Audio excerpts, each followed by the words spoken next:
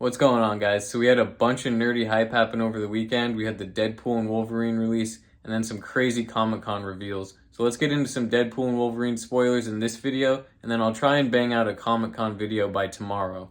Let's fucking go. Alright, so my general thoughts on the movie. I think I loved it. I'm definitely going to try and see it a second time this week. It's got great rewatchability, which is a huge thing for me. The action was great. Almost all the comedy worked. There was only one scene I can think of that dragged a bit for me. More on that later.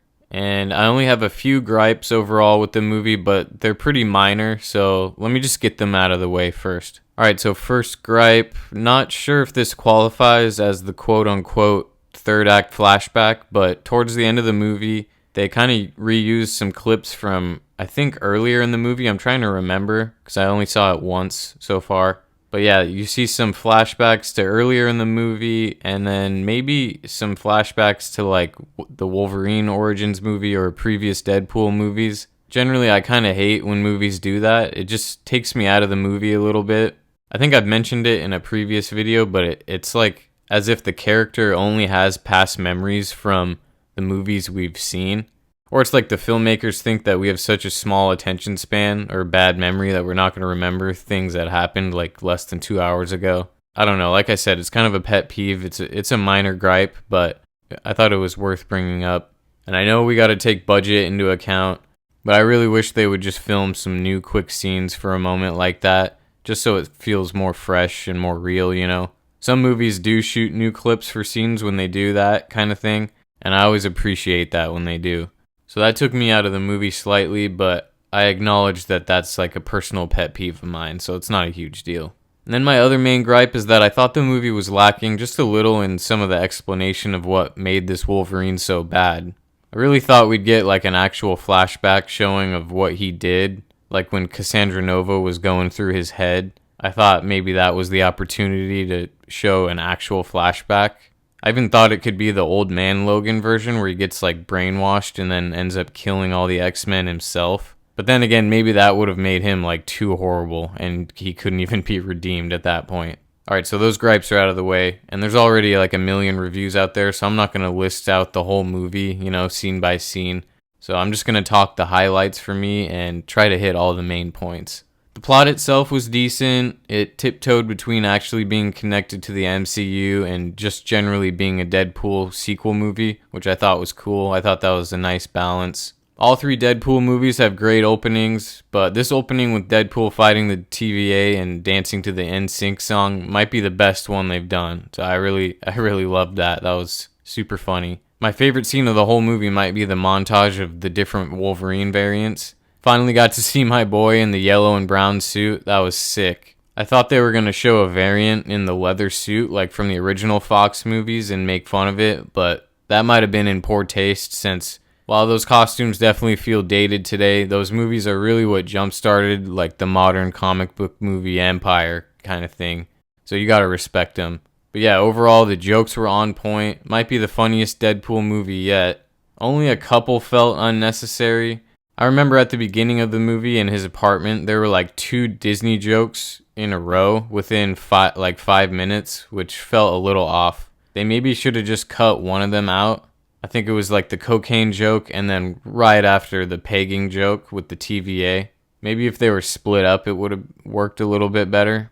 I guess this is one more gripe, but the trailers kind of ruined a few of the jokes for me. I could be wrong, but I remember for Deadpool 1 and 2, the trailers used like different takes for some of the jokes than the ones that ended up in the actual film. So I thought they were going to do that for this one, but all the jokes from the trailers were exactly how they were in the movie. So some of those jokes just didn't land for me in the movie, having already heard them in the trailers. But then again, those were really only from like the first 30 minutes or so of the movie, so that's not a huge issue. Onto the cameos. Yeah, the cameos were awesome. The Chris Evans, Captain America, Human Torch fake out really got me. I 100% thought he was Cap, so that one was hilarious to me. Even though we only got to see Torch for a few seconds, that was still cool, and I thought it was really creative to utilize Pyro's power in that moment as well. You hardly get to see a fire character going up against another fire character, so that was super unique to me. I don't think those two characters have even interacted in the comics before, so I thought that was really cool. As a comic fan, you always love to see characters, using their powers in new ways on screen that haven't been done before. And it also just shows how powerful Pyro really is. Besides the TVA members and a quick shot of Hulk below the neck, I think the only official MCU cameo was Happy Hogan. That Avengers interview scene had some funny moments, but I think it did drag just a little bit. This was the other gripe that I was talking about earlier. But I did like how all the props in Happy's office were basically from the first two Iron Man movies. It looked like it could just be Jon Favreau's office at Disney. Then seeing all the mutants from the previous Fox films in the Void was sick. I really thought we'd get more of the original actors playing them, so that was a slight bummer to find out later that most of them were recast, but whatever. The only one that was kinda jarring to me was seeing Juggernaut played by some random actor. It especially stuck out because I saw the interview with Vinnie Jones where he said he was asked to come back, but he didn't think it was worth it to put the suit back on or something like that. I really thought that was like a marketing fake out and he was still going to be in the movie. So then seeing the actual movie and the random actor playing him, that kind of threw me off. Overall, I would have liked to see the OG characters in action slightly more, especially Lady Deathstrike and Toad. But it was cool to get a quick shot of Psylocke using her powers. I get that they weren't the main focus of the movie at all, and they're kind of in the background of all the scenes that they're in. But maybe just a couple more quick action shots would have been nice, I also would have liked to see the Sabretooth vs. Wolverine fight last just a little longer. But my business mind is telling me that they're saving some moments later for when they reboot the whole X-Men, and they want to preserve some of those iconic matchups. So I'm cool with it. Then of course the cameos for like Deadpool's Resistance team were awesome. Elektra, Blade, and Gambit, they were all sick. Blade and Gambit were probably my favorite cameos in the whole movie. And Blade probably had some of the funniest lines too. Their character designs looked great to me. Finally got to see Gambit in a comic accurate costume. That was awesome.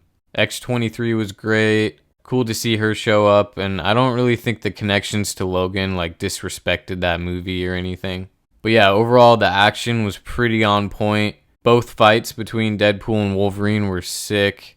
The first one, like right when they land in the Void, was solid. Wolverine did this move where he like crouched down and jumped around on all fours like an animal. That was dope. Then their fight in the Honda Odyssey might be my favorite scene of the whole movie. Like the running joke throughout the whole movie about the Honda had a hilarious payoff by the end of that scene. As for the main villains, I liked Paradox. I think they explained the TVA well enough. I don't think you need to see Loki to understand any of it, though it might help a bit if you did. And there was a joke about the Loki series early on in the movie that's kind of funny. Cassandra Nova was cool. She was like insanely powerful, so I get why they had to use her sparingly. Her motivation wasn't super fleshed out, but I think there were a couple lines in there about her not growing up with a family or anyone that loved her. You get the gist of her, basically. And if you think back to the first Deadpool movie, they don't really explain Ajax's motivation a ton either, and we still liked him enough, so, The Deadpool core was cool, but sort of felt a little tacked on. It kind of felt like they just needed another reason for an action scene at the end, but I'm not really complaining about that. All the bits with Nice Pool were hilarious, and I'm really wishing I had that Comic-Con exclusive Sheriff Deadpool minifig now. Awesome to see him in the movie. I might get some flack for this, but while it was cool to see Wolverine in his iconic mask finally, something about it did feel a little off for me. But I do think the mask probably works the best in this context, in this type of movie. But other than that, I thought the rest of his costume in this movie looked great. But all in all, I had a ton of fun with this movie, and yeah, I'm definitely going to try and see it again in the next week. Alright, that's pretty much it. Thanks for watching, guys, as always. Let me know what you think about the movie in the comments below, and I'll see you in the next one. Peace!